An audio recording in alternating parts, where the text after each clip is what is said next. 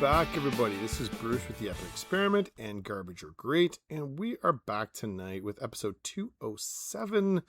Boy, oh boy, it's been a busy month. I've been away, and I am glad to be back to talk some Magic with all of you good people. Now, if you're familiar with my cycle here, usually most of the month of August, I disappear, and I go work at a summer camp. I go help work with the counselors and help do some training and manage a whole bunch of issues while the campers are there. So it's a busy month, but it's a good month, and so I'm happy to be back and had the privilege of playing with some of the counselors that were there in the evenings. Some of them had commander decks, so I feel refreshed and like I'm ready to come back to recording and get my feet wet again. So tonight we're going to do something where we come back to some of our maybe some unheralded cards that are a little bit you're unfamiliar with, maybe things that are from new sets that you maybe overlooked. Many of the cards tonight are going to be from the new Hobbit set because I'm starting to get a chance to test out a bunch of those cards in a variety of decks, and some of my testing has been successful, others maybe less so. But so we're talking about some cards from some recent sets, mostly from the modern Marvel superheroes and the Hobbit. If there are cards out there that you like and you think that people are maybe overlooking, by all means, reach out to me. The link to my social media is going to be down below, and I'm happy to talk cards and evaluate stuff. I think one of the things that I do, and I like to do, because I play a lot of decks, I've got over 50 commander decks built, and I'm very active on Arena, is that I get to put a lot of cards through their paces and see if they're good. And I don't mean just like the mythics and rares that are, probably the highlights and bangers of any particular set, but also some of those unheralded role piece cards that are really useful that all of us are looking for, know that they make an integral part of our deck, but sometimes get passed over for other things. So let's get into some of the cards from The Hobbit that I have been really enjoying playing and think they're going to be really useful tools for us going forward. The first one I have is Crude Bent Blade. So this is an artifact for 2 and a black. And it says, when this artifact enters, target opponent sacrifices a creature of their choice. An equipped creature gets +2/+1, and you have an equip cost of 2. It's a very simple piece of cardboard right here. A very useful piece of text. But I'm always a big fan of edict effects attached to other permanents that I can then use on my battlefield. It's not an exciting card, but it is a really useful card, and something that I think if you're just passing it up as saying, boy, this is just a common, I don't really need this. This common is the sort of common that, if you're a Turgrin deck, or if you're a Gisa the Hellraiser, or a Codis, or something like this, where you need to get things out of the way, you need to shrink down your opponent's board state. Codis is a great example because it pumps your Codis so that you can then maybe get through and connect for more. There's a lot of value to be had in a card like this that clears the way, gets you through, pumps the damage, and then you can use it again. If the creature that was wearing it gets killed, you can go and pick it right back up. So I really like Crude Bent Blade. It's, a mere 15 cents, so it's going to be really budget friendly. Packs a pretty impactful crunch. And I think if you're not at least looking out for this sort of effect when you're looking at evaluating commons, that I think maybe that you're missing the boat and you probably should spend some time in reevaluating. Similarly, another one in that same vein is Bothersome Noisemaker, which is also from The Hobbit as an uncommon, and it's 1 and a red for a 2/2 Goblin Bard. And the text on it is really simple. When you cast a non-creature spell, amass goblins 1. Meaning whenever you cast a spell that isn't a creature, you're going to create a Goblin Army token and put a counter on it. Or if you already have a Goblin Army, you're going to put another counter on it. Meaning this is just going to accrue you value for free. Lots of the Izzet Spellslinger decks are going to be really into this sort of effect because some of them need to have bodies on their battlefield. How many times do we play Young Pyromancer, or do we play Third Path Iconoclast, like something that makes a thing whenever that's going to build us a board that we can use to block? Now, frequently that's just fine if you're playing a deck where maybe you don't have trample, but sometimes you're going to run into a deck that has trample. And so having the capacity that you can maybe build a big enough obstacle to really make somebody have to think twice with their trampler is useful. And I think is something that is not to be taken lightly. So any sort of Spellslinger deck, I think, is going to be maybe in the market for this. I know I'm going to try it out in my Sonar deck.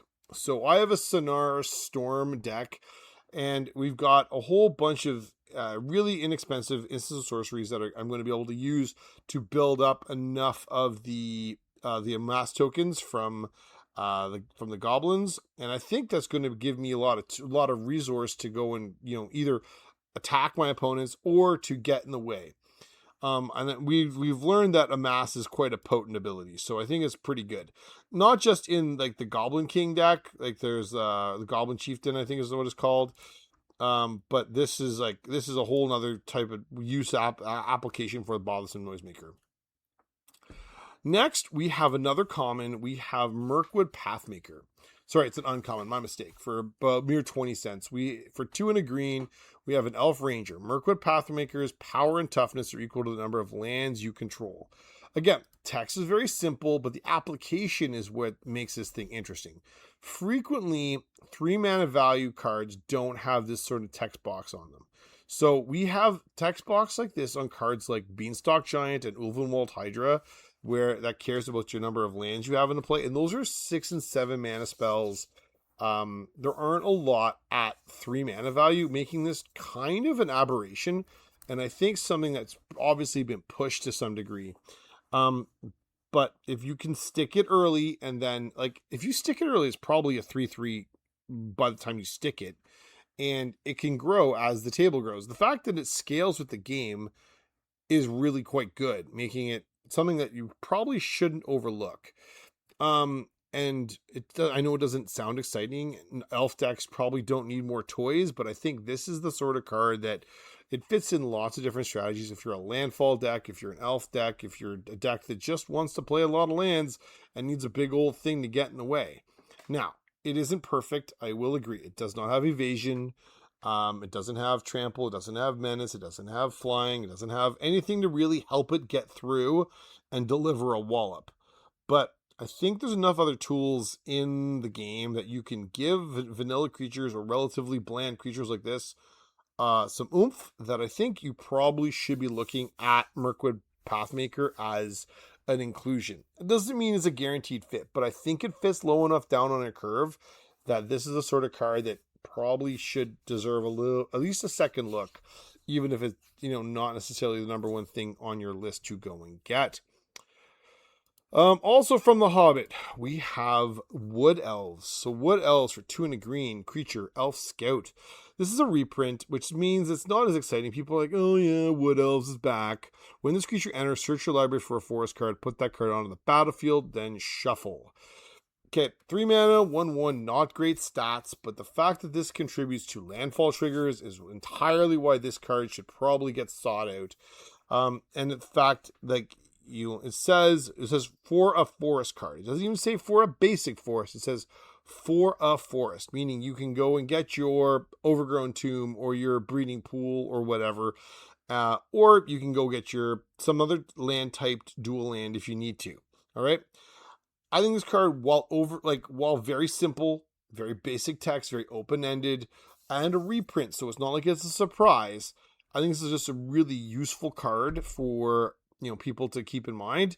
And when you go to end or you're done with the set, don't bulk out your Wood Elves. Just hold on to them. You're going to put them to use for something, I guarantee you. The last one from The Hobbit I wanted to talk about was Fearsome. It is called Fearsome Goblin Pair. Pardon me. So it's 2 and a black-red hybrid for a 1/1 Goblin Soldier. Now the text again is really quite simple. When this creature dies, amass goblins 4. So I don't love paying 3 mana for a 1/1, although clearly I'm prepared to do it with Wood Elves. I think Fearsome Goblin Pair, I'm also prepared to do this, but in a very different way. So I'm imagining this in a deck where I'm looking to sacrifice this because I want to control when this dies. I don't want it to necessarily block, although I am prepared to let it block.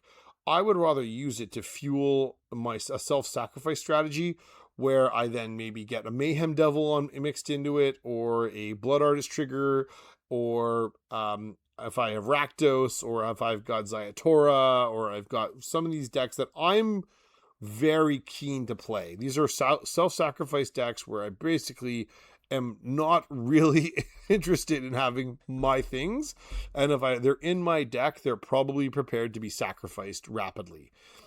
Fearsome Goblin Pair leaves behind not just like a 1/1 or a 2/2, it leaves behind a 4/4, which is like, that's a pretty sizable body, and I think it's enough of a body where I'm like, I'm prepared to pay 3 mana for this 1/1, knowing that I'm going to get a 4/4 out of it later. So if you're not like looking into this, I think you probably should. The body is pretty good. I do like the amass tokens is generally, anytime you make an amass token, you're now asking me to proliferate or to find a way to put extra counters on it without having to amass yet more. And I think that's actually one of the hidden benefits of this particular one. There's also lots of things that grant things with +1/+1 counters benefits. So Hagra Constrictor is one of them. It's a very simple uncommon that says creatures with counters have menace, making it really hard to block things that have counters on them now. And that's a goblin army, or an orc army, or a zombie army, or just other things that have counters on them. So I really like Fearsome Goblin Pair. I think it's got some good utility. It's very, very, very flexible in terms of what decks want to play it. And I think people should probably make a little bit of a concerted effort to be pulling them out of their collections and putting them to use.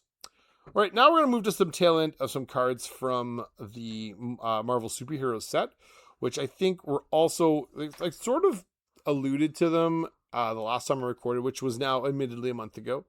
But I was really been trying out a bunch of the uncommon commanders, and I was doing the same with Hobbit, actually. With the Hobbit set, I've started to test, and I will have some of that testing available on the YouTube channel, which you can find down below as well, too. But on what I'm finding with many of the uncommons is that they pack a pretty good punch, including this one here. So Killmonger, Scourge of Wakanda. And I have been very bullish on this one. I think it's really, really good. So 2 black-green for a 3/3 legendary creature, human mercenary villain. When Killmonger enters, you may sacrifice another creature. When you do, destroy target non-land permanent an opponent controls. As long as there are 2 or more creature cards in your graveyard, Killmonger gets +2/+1. So the bottom line where you kill creature, like where you get +2/+1, is not really the big selling point, although a 4-mana 5/4 is pretty appealing. It's the fact that you can sacrifice your stuff and then use it to kill any sort of permanent on the battlefield. That's really, really sorry, that's not true. I lied. It's a non-land permanent, but like, it's in that vein. It's similar to an Assassin's Trophy, where you have the ability to reach out and remove that saga or that enchantment or that artifact, not just kill the creature or not just kill the thing. You can Planeswalker, you can kill some really different things, and that makes this very appealing. One of the things I've had great success with is when people play heavy artifact decks, it can get very daunting to try and derail them. But Killmonger at least gives you an answer in the command zone that you can access to remove the most problematic things.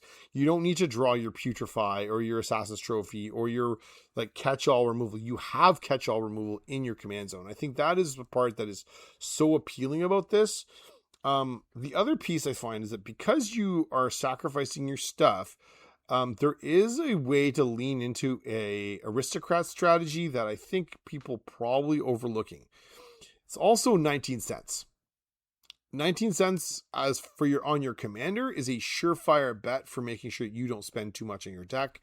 And Killmonger packs a pretty good punch. So I think Killmonger is pretty good. Now, the next one is kind of a budget replacement for Earthbender Ascension. So Earthbender Ascension, very strong card from Avatar. 3 mana, Earthbend 2, and then you put whenever you play a land, you put a quest counter on it. When you get to 4, you start popping +1/+1 counters on stuff. Well, Claim the Kingdom plays in a similar vein. So this is 1 and a green for an enchantment plan. Whenever a land you control enters, put a +1/+1 counter on target creature you control and a planned counter on this enchantment. When the 4th planned counter is put on this enchantment, sacrifice it. When you do, put an indestructible counter on target creature you control. So it is not quite like Earthbender Ascension where you go and dig up another land. But the fact that Claim the Kingdom allows you to put +1/+1 counters on things just for making landfall makes this appealing. Like, I'm already interested. And then when you get to 4, you get to make something indestructible. That is a really, really powerful effect to making sure you don't lose your key component. Like, usually it's your commander, but it could be something else too. That really powerful value engine that you have in the deck, or that really cool thing that you needed to hold on to.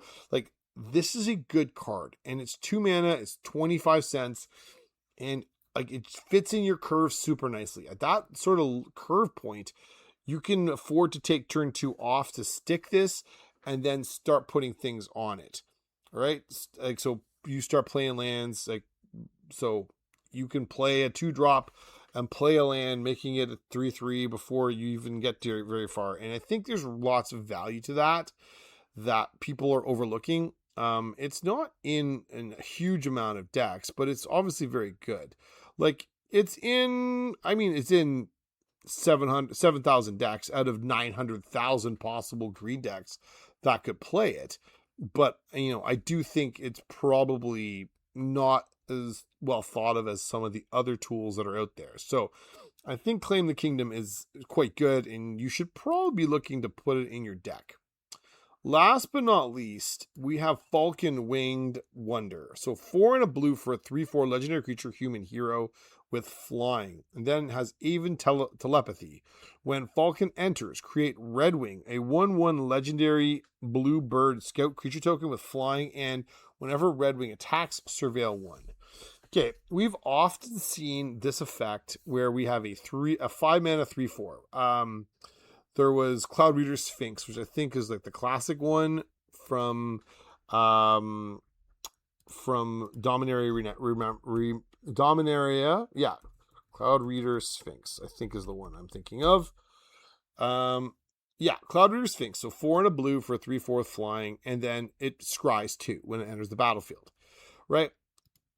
Falcon doesn't scry 2. It gives you another body. It's way more impactful. Right? You have another body. And then you can block with Redwing if you need to. Block that flying thing, get it in the way, and blink, reset Falcon to be back on track. Or the surveil. I think surveilling with Redwing is really, really good, because you can then like clear the top of your deck of something problematic. You can, if you're playing it in Matoya, it just draws you a card.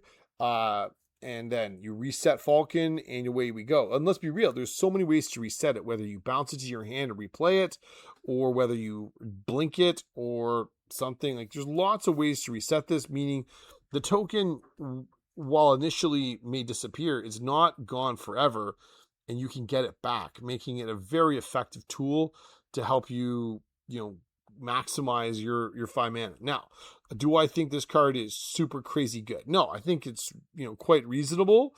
But I don't think it is insane. It only appears in 641 decks, which is like kind of like to me like a shame, because I think the card is probably better than it looks. But I recognize that at the 5 mana spot, things are very contentious. Right, you're going to be looking at things that close out games, or things that are going to be winning you on the spot. But when you can go and get, your Falcon for 35 cents and put help keep the cost of your deck down, still give you something fun to do, and have an impactful 5 mana play that puts you 2 bodies on the battlefield, you're probably going to be in pretty good shape. So I think the card is probably like pretty decent. But it's not super exciting. I do appreciate that much. Anyway, that's 8 cards. That's 8 cards that we've gone and had a chance to digest here, and I think that's probably a good spot to leave off for tonight. If there are other comments and comments you'd like, please let me know. Send me go to my social media and let me know, or leave a comment down below, or something whereby you let me know that you've got other things from these sets that you are excited about. There's lots of, I don't think by any stretch of the imagination I've got all the answers, but I am certainly happy to have conversation around other cool cards, particularly commons and uncommons that frequently get passed over. I think they're a really good way to help maintain your budget, keep things in line, and make sure that you still have fun whenever you get to play with your friends. So, from me to you, that's it for tonight. You folks have yourselves a good one. We'll talk to you again soon. Take care. Peace.